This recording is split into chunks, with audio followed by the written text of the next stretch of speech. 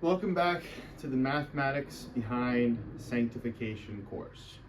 Where we left off last time, our protagonist, Ethan, the man who fell from grace in the first lecture, was redeemed. He moved back home, got his life together, and joined a friend group, the kind of friend group that prioritizes watching sports, pickleball, sober game nights, all kinds of healthy activities that would distinguish them from Ethan's old counterparts. Today I want to talk about networks. Networks was where the story stopped in the last lecture on this course. But how do they behave? Because what I found is that this question, where we ended, answers a whole new, or asks a whole new series of questions that I want to explore moving forward. And when talking about a network, the principle I want to use today is going to be self-organization. This is a network emerging activity without central leadership. And throughout the scriptures, I can think of two very clear examples of this self-organization. One being good and one being bad. The good one, book of Acts, chapter 4, the people take to praying and worshiping God and singing his praises spontaneously, organically, naturally. Bad side, we have the golden calf. Moses is up on the mountain, and the Israelites down in the valley find themselves overcome with pagan idolatrous worship that nobody ordered. Nobody approved that memo.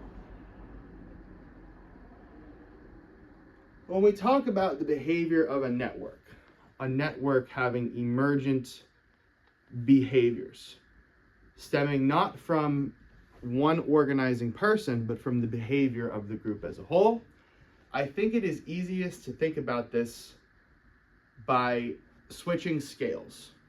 So what happens on the local level, the level of the individual? How does that affect what happens on the global scale? Back to the individual. How does that feed down to the individual level? And this pattern by which a group really emerges with its own distinct set of actions or activities or habits or behaviors, really. So what we have on the board here is local, global, local. The local feeds into the global, which sets the parameters for the local, and then this whole process repeats itself ad nauseum to infinity. And I'm going to put this in a context that I know a lot of you understand, certainly I understand, when it comes to the dynamics of a fraternity. Drinking culture, prevalent, yes, we know. Individualized, yes, we know. So imagine the story of a pledge who pledges a fraternity. And this fraternity has a pretty serious drinking culture.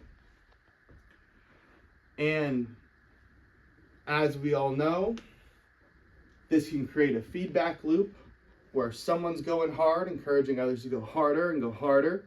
And our pledge ends up local, global, contributing to the environment of a party, contributing to the exciting dynamicness of everybody's individual night, and ultimately contributing to his own downfall.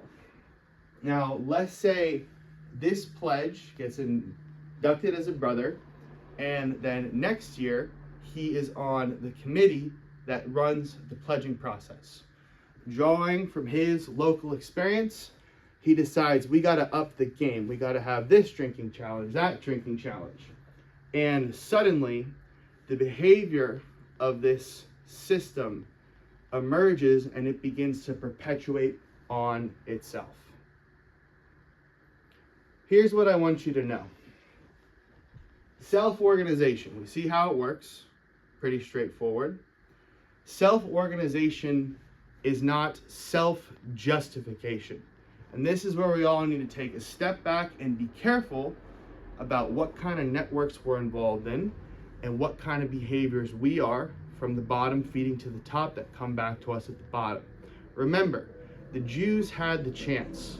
Pilate was ready to spare Jesus.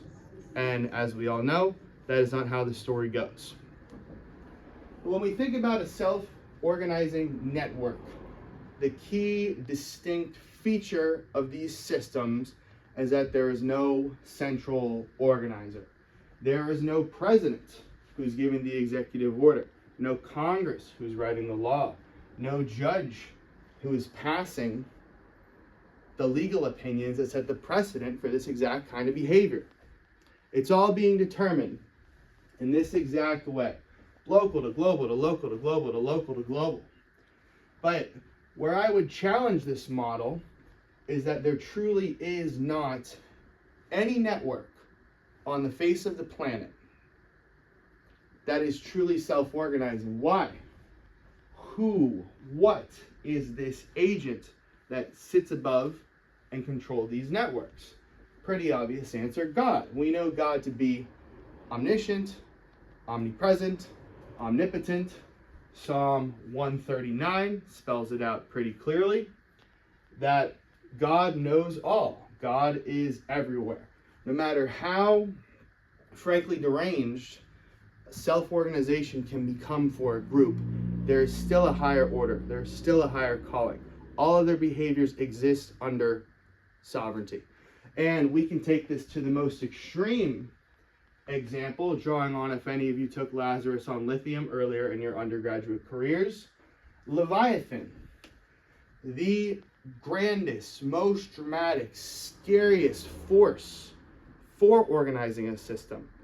What does God say about this? He says, everything under heaven belongs to me, even Leviathan.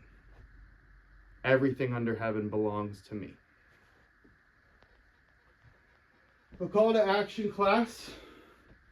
Keep an eye on this local, global, local, global.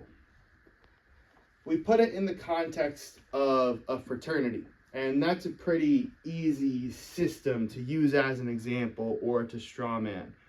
But I challenge you to reflect that I believe it is this pattern that is evident in all human relations. In a relationship, if you put in hostility, distrust, apathy, what do you think is going to come out globally? Or with your parents, distrust, anger, deception, what do you think is going to come out? This whole local, global creates a very serious incentive structure.